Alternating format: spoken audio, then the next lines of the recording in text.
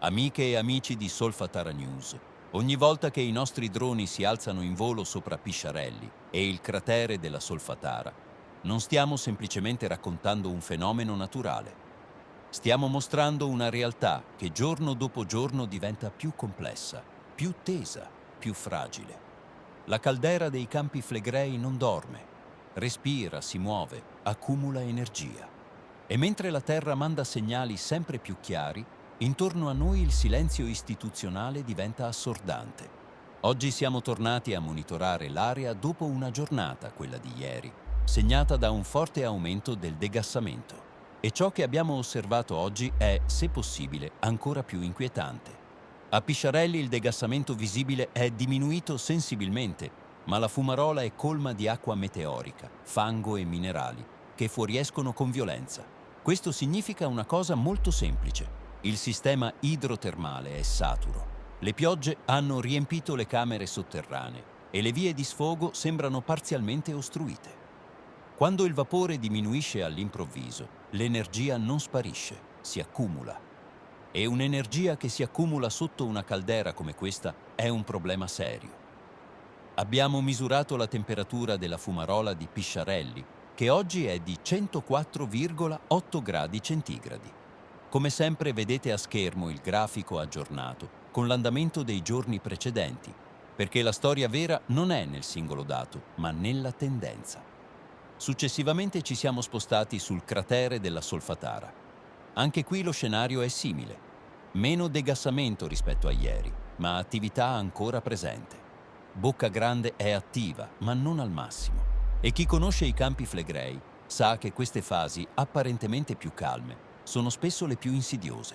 Abbiamo misurato la temperatura nella fumarola Bocca Grande, che oggi è di 182,9 gradi centigradi, e come sempre mostriamo a schermo il grafico con le temperature dei giorni scorsi aggiornato.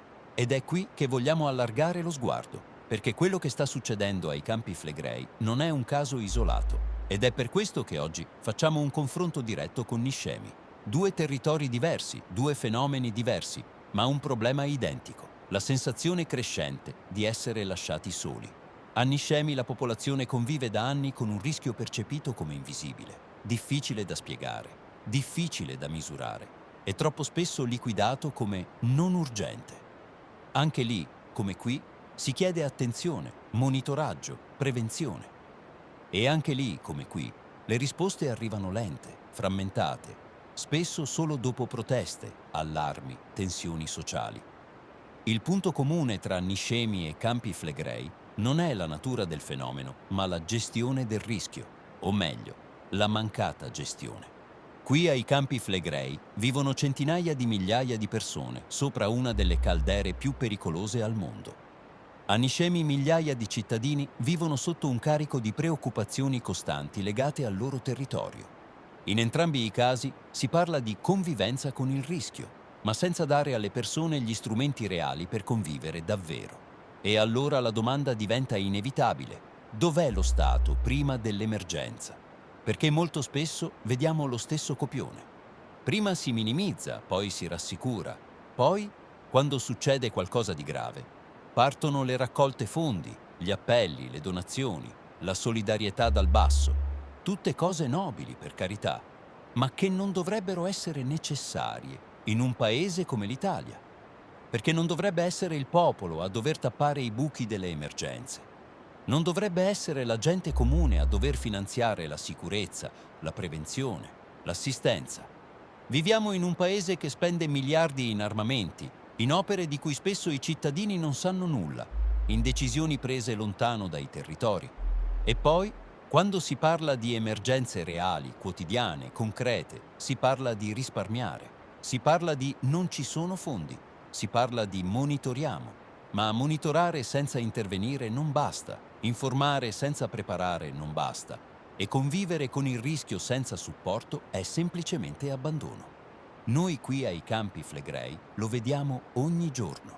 Terremoti frequenti, suolo che si solleva, degassamenti che cambiano da un giorno all'altro e intorno una popolazione che vive con l'ansia di non sapere cosa succederà domani.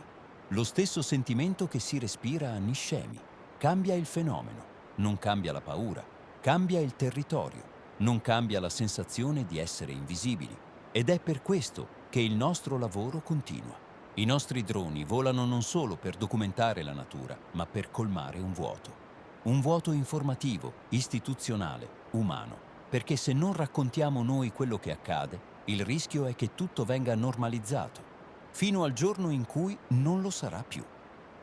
Amiche e amici di Solfatara News, se siete arrivati fino a qui significa che avete scelto di ascoltare, di capire, di non voltare lo sguardo. Continuate a seguirci, iscrivetevi al canale, condividete i nostri video.